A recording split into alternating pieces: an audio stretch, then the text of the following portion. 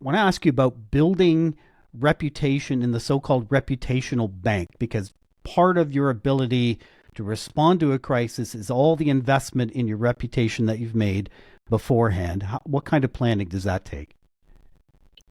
Yeah, no. So it's a matter of cultivating good. I like to say cultivating goodwill.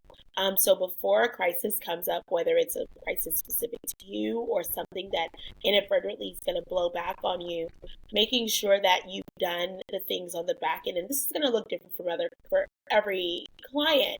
But just thinking about politicians, it looks like making sure that you beyond having just a photo op at a local food bank situation, you're talking to the constituents. Maybe you're talking to a reporter and get a story out about it. So that message is out there that, hey, you're interested, you're in the community, you're involved, and you know what the people are talking about because you're amongst them.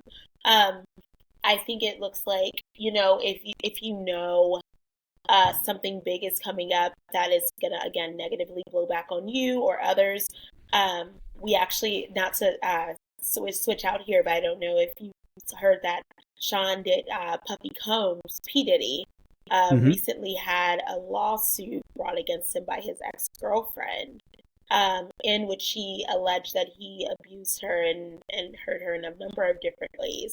But what we saw as PR professionals before this news broke, because obviously he's high powered billionaire hip hop star. He has the resources to know that these stories are coming up. And what we saw that was that over the course of the last couple of months, he gave back his former artists back their masters. And then he gave Howard University of HBCU here in Washington, D.C., he gave him a check for $1 million.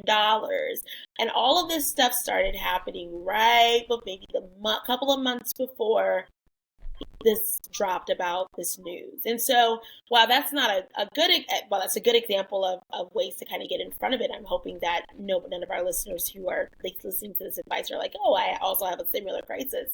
But that is a way and a strategy that we use PR people to, again, get ahead of the story and cultivate a good story bank of things around the positive aspects of our client.